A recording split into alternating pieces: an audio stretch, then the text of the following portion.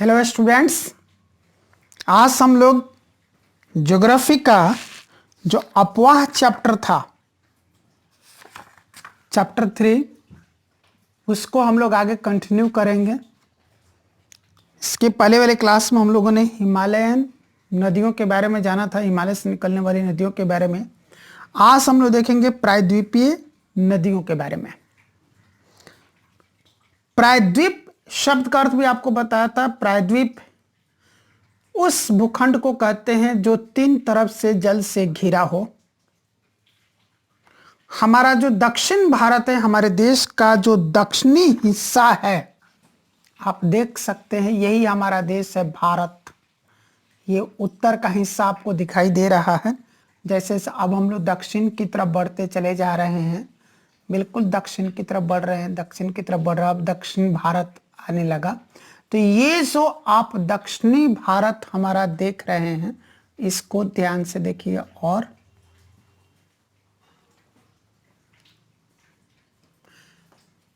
भारत, ये जो हिस्सा आपको दिखाई दे रहा है, यही हमारा दक्षिण भारत है ना।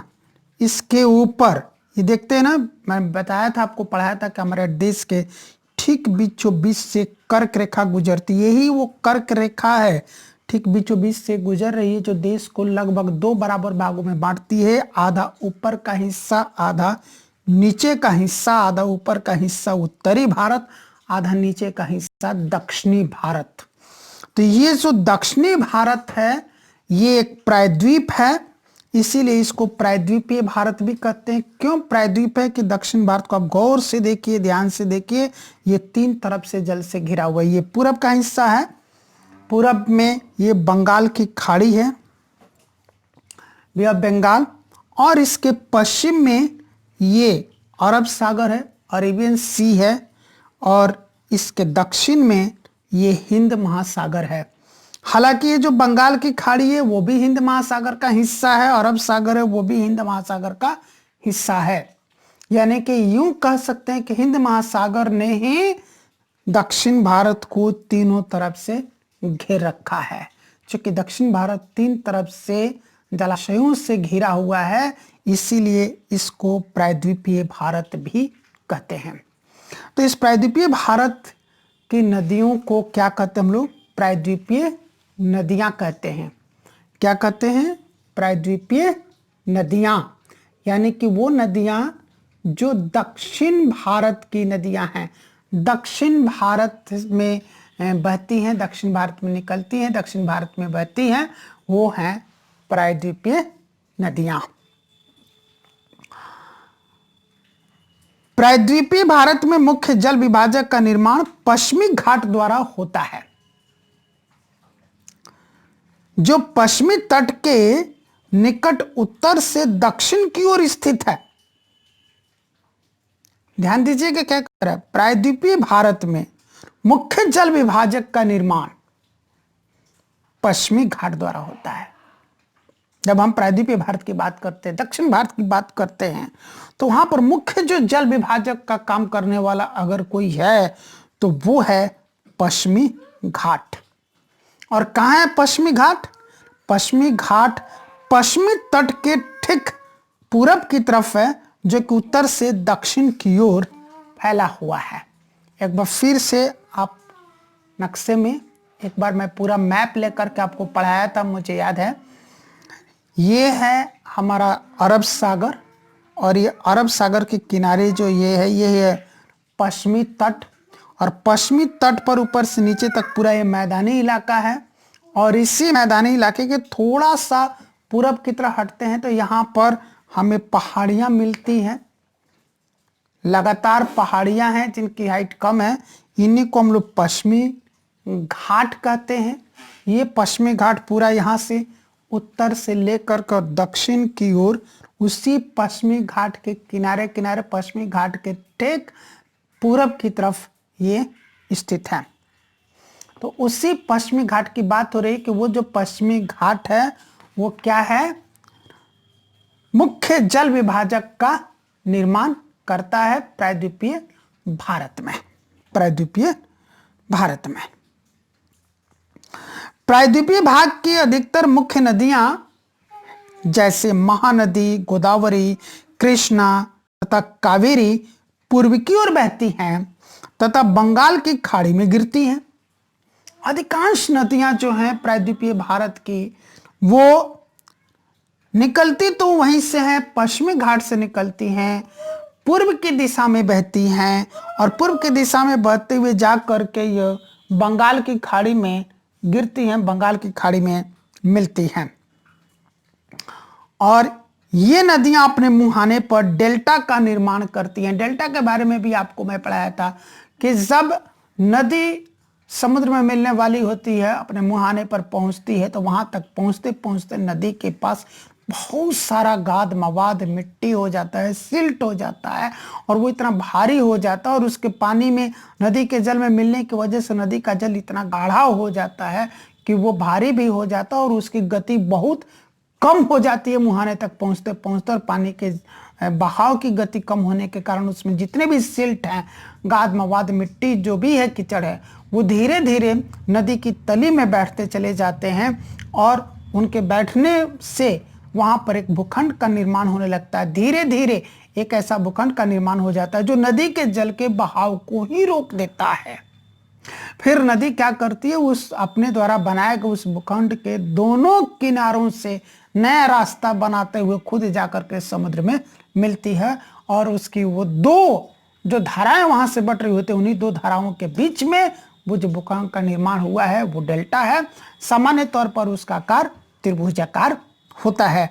तो दक्षिण भारत की, प्रायद्वीपीय भारत की ये जो नदियां हैं, जो कि पश्चिमी घाट से अधिकांश नदियां निकलती हैं, पूर्व दिशा की ओर बहते हुए जाकर के बंगाल की खाड़ी में मिलती हैं, वो सारी की सारी नदियां अपने मुहाने पर डेल्टा का निर्माण करती हैं।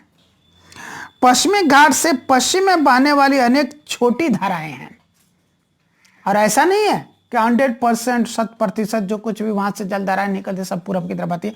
कुछ ऐसी भी जलधाराएं हैं जो पश्चिमी घाट से पश्चिम की तरफ निकलते, उसके पश्चिमी हिस्से से निकलते और पश्चिम की तरफ वो जलधाराएं बहती हैं, परंतु वो बहुत ही छोटी छोटी हैं। नर्मदा और तापी दो ही बड़ी नदियां हैं जो कि पश्चिम की तरफ बहती हैं और ज्वार नदमुख का निर्माण करती हैं।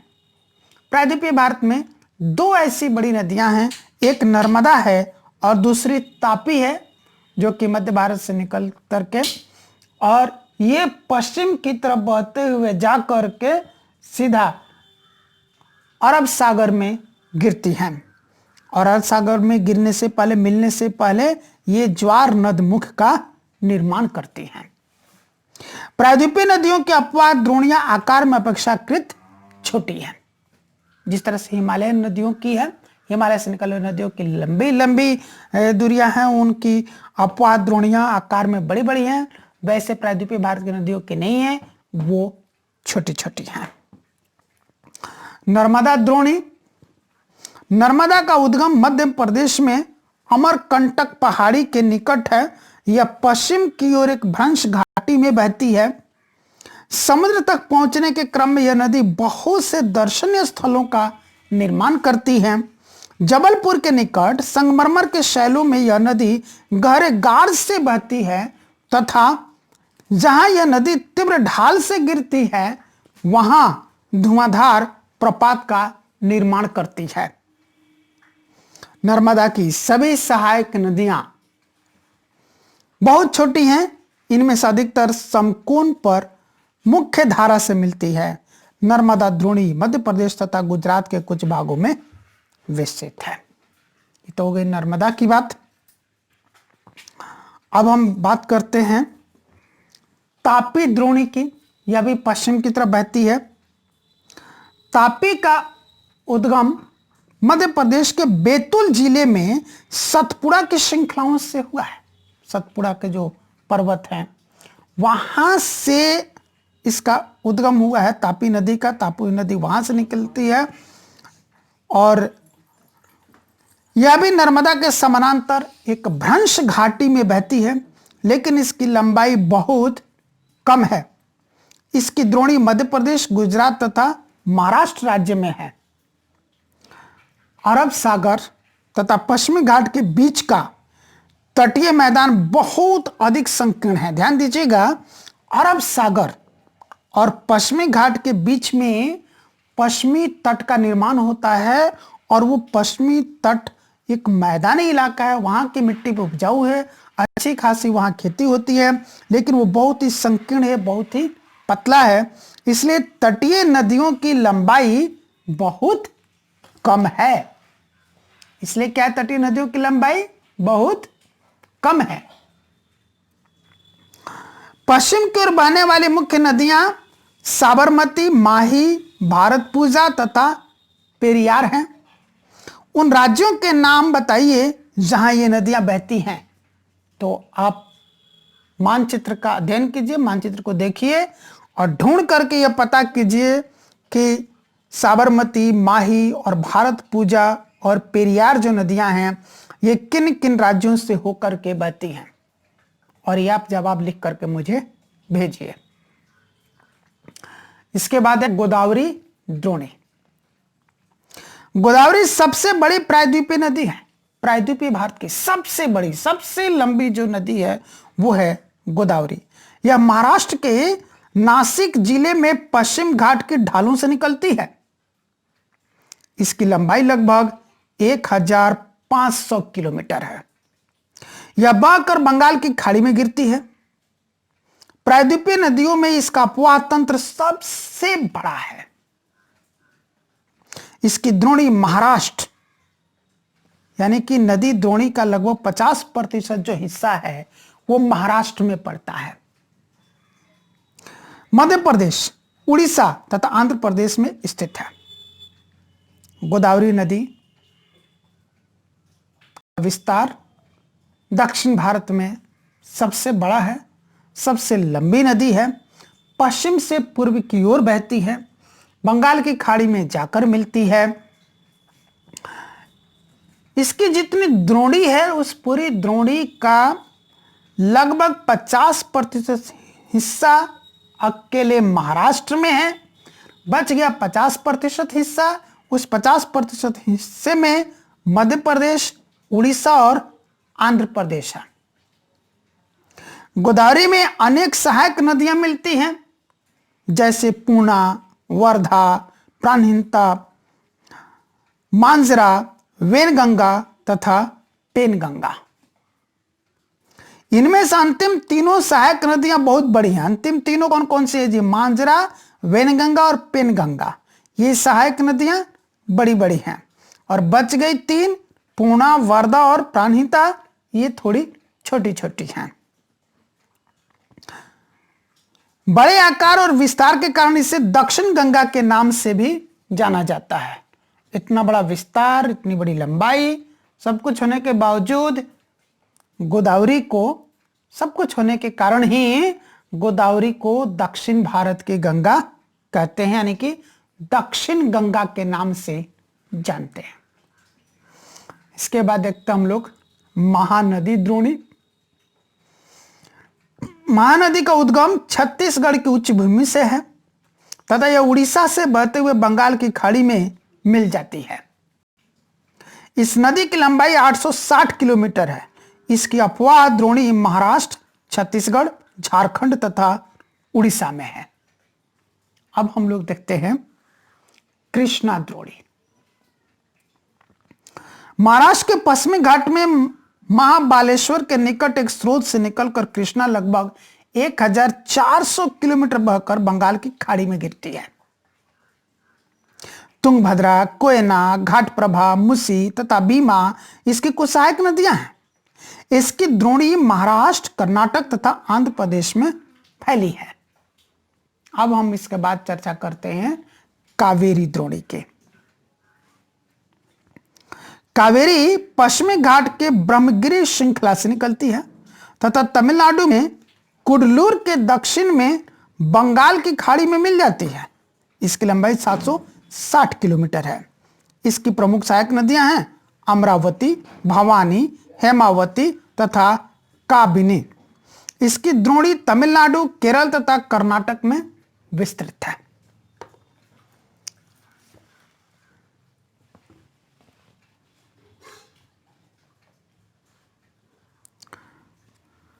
इन बड़ी नदियों का अतिरिक्त कुछ छोटी नदियां हैं जो पूर्व की तरफ बहती हैं। दामोदर, ब्रह्मणी, वैतरणी तथा सुवर्ण रेखा कुछ महत्वपूर्ण उदाहरण हैं। क्या आप जानते हैं, जरा इसको भी देख लें,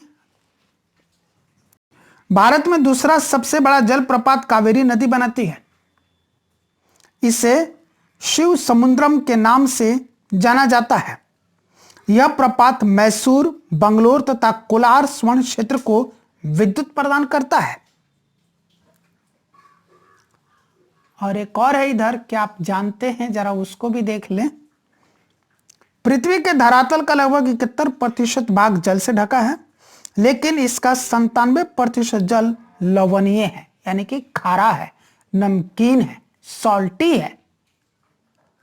केवल 3% ही स्वच्छ जल के रूप में उपलब्ध है, जिसका 3/4 भाग हिमानी के रूप में है। एक बार फिर से इस बात को स्पष्ट करें, पूरे पृथ्वी का 71% जो हिस्सा है वो है जल, और इस पृथ्वी पर जितना भी जल है उस पूरे जल का 97% जो जल है वो लवणीय है, यानी कि खारा है, सॉल्टी है, यानी कि अनफिट फॉर यूज हो गया हमारे लिए। बच गया 3% जो है वही हमारे लिए क्या है, मृदु जल है, मीठा जल है, जो यूजफुल है। लेकिन अब उस 3% का भी जो मृदु जल है, जो फिट फॉर ड्रिंकिंग है या फिट फॉर यूज है, उसका 3/4 भाग हिमानी है, यानी कि हिम की नदी के रूप में, हिम के रूप में, बर्फ के रूप में जमे हुई है। अब उस 3% का बच गया 1/4 हिस्सा, यानी कि बहुत कम हिस्सा बचता है जो कि पोर्टेबल वाटर है, फिट फॉर ड्रिंकिंग है, फिट फॉर यूज है, जिसको हम प्रैक्टिकली यूज कर पाते हैं, जैसे कि अंडरग्राउंड वाटर उसी का हिस्सा है। सरफेस वाटर में, रिवर्स में, कैनाल्स में, लेक्स में, पॉन्ड्स में जो वाटर है वो। अब हम बात करते हैं झीलों की, लेक्स की। झीलें, कश्मीर घाटी तथा प्रसिद्ध डल झील नाव वाले घरों तथा शिकारा से तो आप परिचित ही होंगे, जो प्रत्येक वर्ष हजारों पर्यटकों को आकर्षित करते हैं। इसी प्रकार आप अन्य झील वाले स्थानों पर भी गए होंगे तथा वहां नौकायन, तैराकी एवं अन्य जलीय खेलों का आनंद लिया होगा। कल्पना कीजिए कि अगर कश्मीर, नैनीताल एवं दूसरे पर्यटन स्थलों पर झीलें नहीं होती, तब क्या वे उतना ही आकर्षित करते जितना कि आज करते हैं? जवाब है नहीं। क्या आपने कभी यह जानने की कोशिश की है कि इन पर्यटकों को आकर्षित करने के लिए किसी स्थान पर झीलों का क्या महत्व है? पर्यटकों के आकर्षण के अतिरिक्त मानव के लिए अन्य कारणों से भी झीलों का महत्व है। पृथ्वी की सतह के गर्त वाले भागों में जहां जल जमा हो जाता है उसे झील कहते हैं। यूं कहें कि पृथ्वी का सतह जहां पर बहुत ही गहरा है, धंसा हुआ है, और वहां पर जल जमा हो जाता है तो उससे झील का निर्माण होता है। क्या आप जानते हैं बड़े आकार वाली झीलों को समुद्र कहा जाता है? वही झील जो बहुत बड़े बड़े आकार के होते हैं उन्हीं को समुद्र कह देते हैं, जैसे कैस्पियन सागर, मृत सागर, अरल सागर, ये सब बड़ी बड़ी झीलें ही हैं। भारत में भी बहुत सी झीलें हैं। ये एक दूसरे से आकार तथा अन्य लक्षणों में भिन्न है। अधिकतर झीलें स्थायी होती हैं, यानी कि परमानेंट होती हैं, तथा कुछ में केवल वर्षा ऋतु में ही पानी होता है और अन्य ऋतुओं में पानी धीरे धीरे करके सूख जाता है, कम हो जाता है या सूख जाता है बिल्कुल ही, जैसे अंतर्देशीय अफवाह वाले अर्ध शुष्क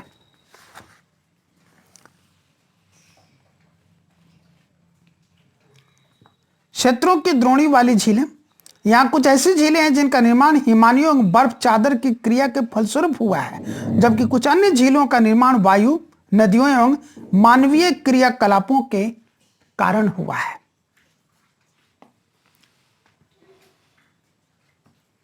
एक विसर्प नदी बाढ़ वाले क्षेत्रों में कटकर गोखुर झील का निर्माण करती है। पढ़ाते वक्त आपको समझाया था गोखुर झील कैसे निर्माण होता है। स्पीड तथा बार रोधिका तटीय क्षेत्रों में लैगून का निर्माण करते हैं, जैसे चिल्का झील, पुलिकट झील तथा कोलेरू झील। ये सब लैगून है। लैगून आपको नहीं बताया था, लैगून मैं बता रहा हूं आपको।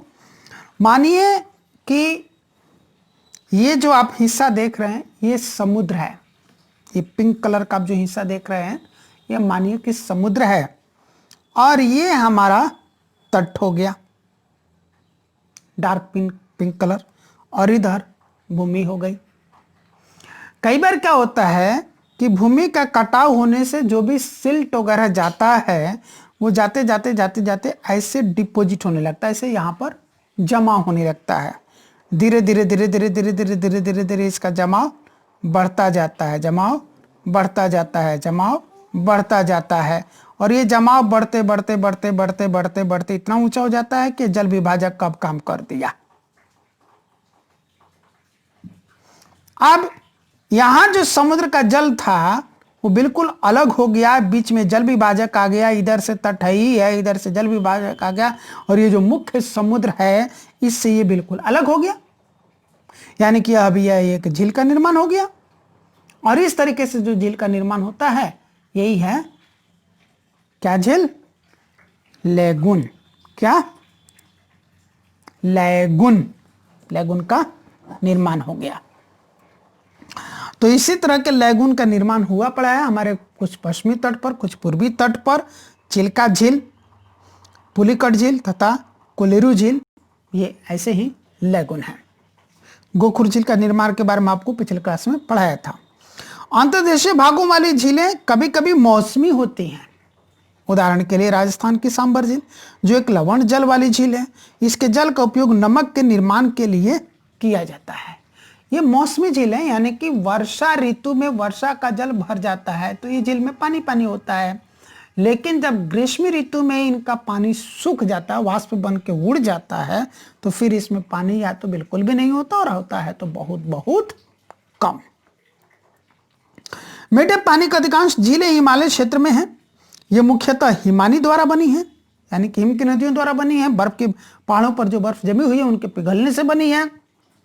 दूसरे शब्दों में ये तब बनी जब हिमानियों ने या कोई द्रोणी गहरी बनाई जो बाद में हिम पिघलने से भर गई, या किसी क्षेत्र में शिलाओं अथवा मिट्टी से हिमानी मार्ग बंध गए। इसके विपरीत जम्मू तथा कश्मीर की वुलर झील भूगर्भीय क्रियाओं से बनी है। यह भारत की सबसे बड़ी मीठे पानी वाली प्राकृतिक झील है, वुलर झील। डल झील, भीमताल, नैनीताल, लोकताल तथा बड़ा पानी कुछ अन्य महत्वपूर्ण मीठे पानी की झीलें हैं। ये सब आपको याद करके रखने की जरूरत है। एक लोकताल झील का चित्र आप देखिए यहां पर, यही है लोकताल झील, है ना सुंदर दृश्य। इसके अतिरिक्त जल विद्युत उत्पादन के लिए नदियों पर बांध बनाने से भी झील का निर्माण हो जाता है।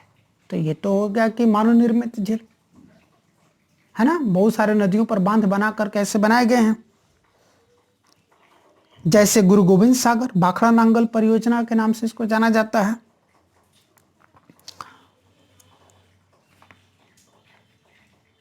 झीलें मानव के लिए अत्यधिक लाभदायक होती हैं। एक झील नदी के बहाव को सुचारू बनाने में सहायक होती है। अत्यधिक वर्षा के समय यह बाढ़ को रोकती है तथा सूखे के मौसम में पानी के बहाव को संतुलित करने में सहायता करती है। ध्यान देखिए झील के कितने फायदे हैं, कितने लाभदायक होती है।